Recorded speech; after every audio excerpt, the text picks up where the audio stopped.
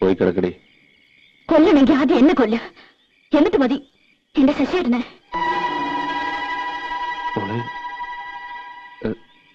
അത് എന്റെ ശശിയേട്ടനെ തല്ലി ഓടിച്ച ഞാൻ നിങ്ങൾക്ക് സമ്മതിക്കുമെന്ന് കരുതിയോ? 5 വയസ്സ് മുതൽ കൂടെ കൊണ്ടുനടന്ന് കണ്ണിലെ കൃഷ്ണമണി പോലെ നോക്കി വളർത്തിയ ദിവാരേട്ടനേക്കാൾ വലുതാണോ ഇന്നലെ കണ്ടൊരു ആശാരിച്ചക്കൻ? അതെ, എനിക്കിപ്പോ നിങ്ങളെക്കാൾ വലുത് അയാളാണ്.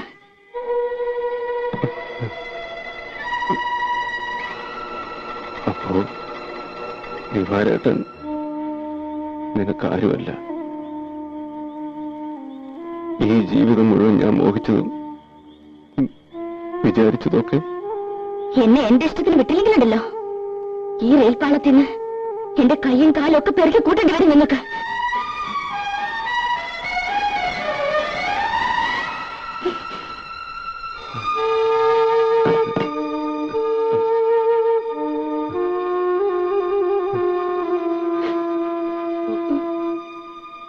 മോനെ കേട്ടില്ലമ്മേ, ഞാൻ ആരുമല്ല. അമ്മ എന്നെ ചീത്ത പറയുന്നല്ലേ? എന്തെങ്കിലും ഇല്ല മോനെ.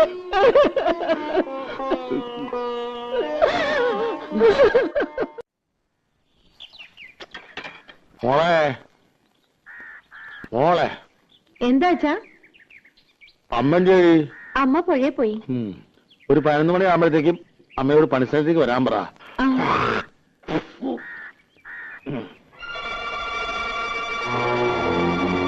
വാ കേറിയിരിക്ക. എവിടെ നിങ്ങളുടെ മരുമോൻ? അവനോട് ഇല്ല, വീട്ടിൽ പോയിരിക്കുക. തത്തമംഗലത്തിന് 2 ദിവസം കഴിഞ്ഞ് വരും. ദിവാര, കഴിഞ്ഞത് കഴിഞ്ഞു, നീ ഉണ്ടാവാണ്ട് നോക്കുക. ഞാൻ അവനോട് പറഞ്ഞിട്ടുണ്ട്, നിന്റെ വിഷമം എനിക്ക് മനസ്സിലാക്കാൻ കഴിയും. എന്റെ വിഷമം ആരും മനസ്സിലാക്കണ്ട. ഞാൻ വെറും കരിവേപ്പില്ല. ഞാൻ എന്താ ചെയ്യണ്ടേ? നിങ്ങൾക്കറിയുമെന്നറിയില്ല, തലയിൽ വെച്ച പേനരിക്കും, താഴത്ത് വെച്ച ഉറുമ്പരിക്കും എന്ന് പറഞ്ഞ പോലെ ഞാൻ അവളെ വളർത്തിയത്. മുറപ്പെണ്ണാണെങ്കിലും എന്റെ സ്വന്തം അനിയത്തി അല്ല, മോളെ പോലെ ഞാൻ അവളെ നോക്കിയത്.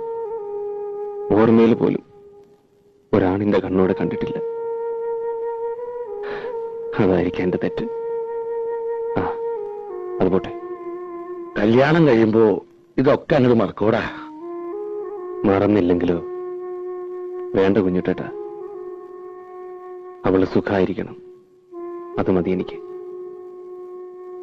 ജാതിയുടെ കാര്യത്തിൽ പ്രശ്നമില്ലെങ്കിൽ അയാളുടെ അച്ഛനോടും അമ്മയോടൊക്കെ ആലോചിച്ചിട്ട് നിങ്ങൾ എല്ലാവരും കൂടെ അവളെ വന്ന് കാണണം. എന്തിനാന്ന്? പെണ്ണു കാണാൻ, എന്നിട്ട് അവളെ കെട്ടാൻ. അത് നടക്കുമെന്ന് തോന്നണല്ലോ എനിക്ക്. നടന്നേ പറ്റൂ. ജാതി നോക്കിയിട്ടൊന്നുമല്ലോ സ്നേഹിച്ചത്, മോഹിപ്പിച്ചിട്ട്. ഇതെന്താ തമാശ? അങ്ങനെ ഊരിപ്പോവാനാണെങ്കിൽ അതവന്റെ അവസാന. ഓർത്തോ?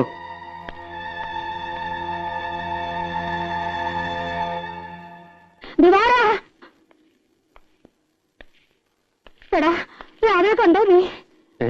കാട്ടിലേക്ക് കിടക്കുന്നത് കണ്ടോണ്ടാ ഞാനൊന്ന് കുളിക്കാൻ പോയത്. ഒന്ന് മുങ്ങി കയറി ചെന്നപ്പോഴേക്ക് ആളില്ല. ചതിച്ചല്ലോ തള്ളോ നിങ്ങൾ.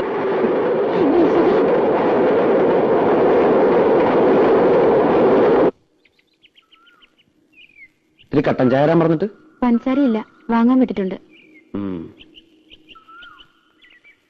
ഏട്ടനെ കാണാൻ ഒരു പെണ്ണ് വന്നിരിക്കണ. പെണ്ണോ?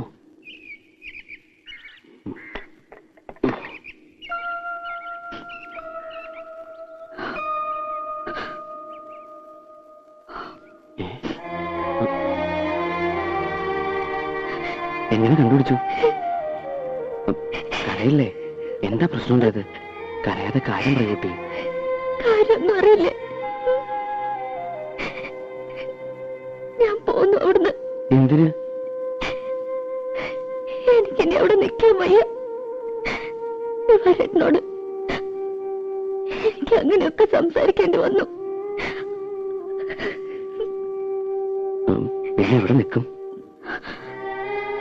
അത് ഞാനാണ് തീരുമാനിക്കുന്നത്. ദിവാരേട്ടന്റെ വീട്ടിലേക്ക് ഞാനിനി പോവില്ല. പിന്നെന്താ ചെയ്യ? പത്മിനിയച്ഛനും വീട്ടിലേക്ക് പൊക്കൂടെ? അതിനല്ല ഞാൻ വന്നത്. ഞാനെന്നെ ശശിയേട്ടനെ വിട്ടു പോവില്ല. എവിടെയോ? അല്ലാണ്ട് ഞാൻ എങ്ങനെ പോവുക? കുട്ടി, കുട്ടിക്ക് എന്റെ സ്ഥിതി പറഞ്ഞാൽ മനസ്സിലാവില്ല. കണ്ടോ എന്റെ വീട്? ഈ വീട്ടിലാ അച്ഛനും അമ്മയും പെങ്ങന്മാരും അനിയനും ഞാനും ഒക്കെ താമസിക്കുന്നത്.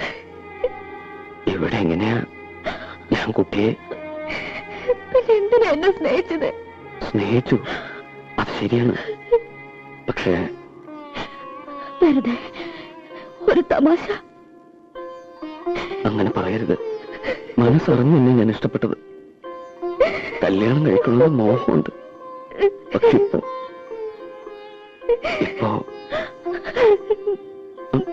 ഇപ്പൊ എനിക്ക് വയ്യ.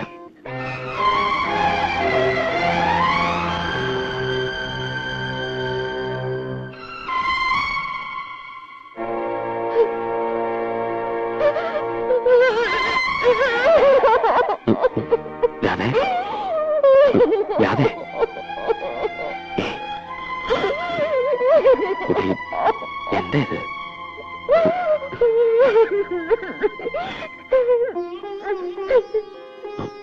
നോക്കൂ, ഒരു വലിയ കുടുംബത്തിന്റെ ഭാരം മുഴുവൻ എന്റെ ചുമല്ല. ഞാൻ വലിയ ഗായകനാക്കാൻ ആശിച്ചത് എന്റെ അച്ഛൻ. എന്റെ ആശാരിപ്പണി പഠിപ്പിച്ചില്ല, സംഗീതം പഠിപ്പിച്ചു. 3 കൊല്ലം ഈ നശിച്ച വീടിന്റെ ഓട് മേമ്പള എന്റെ അച്ഛൻ വീടിന് അന്ന് കിടന്ന കിടപ്പ. എണീറ്റിട്ടില്ല, മിണ്ടിയിട്ടില്ല. അമ്മ, പെങ്ങന്മാര്, അനിയൻ, സംഗീതം മതിയോ? കഞ്ഞിവെള്ളമെങ്കിലും കൊടുക്കണ്ടേ? അതിനാ ഞാൻ ഉളിയെടുത്തത്. ഞാൻ ആരോടൊന്നും പറയാറില്ല. ഞാൻ എന്താ ചെയ്യണ്ടേ? കുട്ടി എനിക്ക് നഷ്ടപ്പെടാൻ വിഷമമാണ്. കാത്തിരിക്കണം. എവിടെ എവിടെ കാത്തിരിക്കും?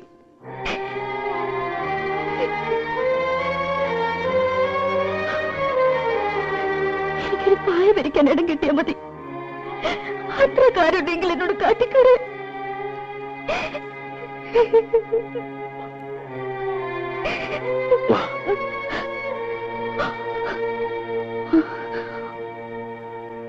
നോക്ക്, എന്റെ അച്ഛൻ, അമ്മ, പെങ്ങന്മാര്, ഒരു മുറിയുണ്ട്. ഇതിൽ ഞാൻ എവിടെയാ കുട്ടിക്ക് ഒരു പായ വിളിച്ചു തരാം? പായ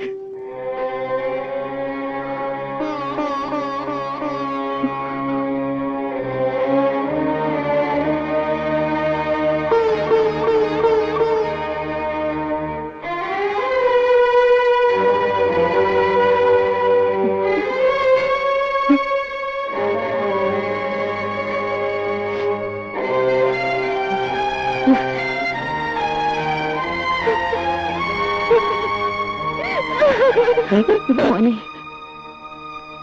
ആ കുട്ടി പോയി രക്ഷപ്പെട്ടോട്ടടാ. പാവം.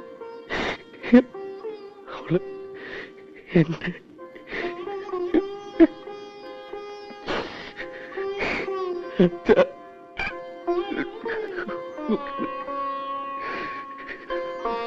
എന്റെ അവള് പാവം. എനിക്കൊന്നും അറിയില്ല.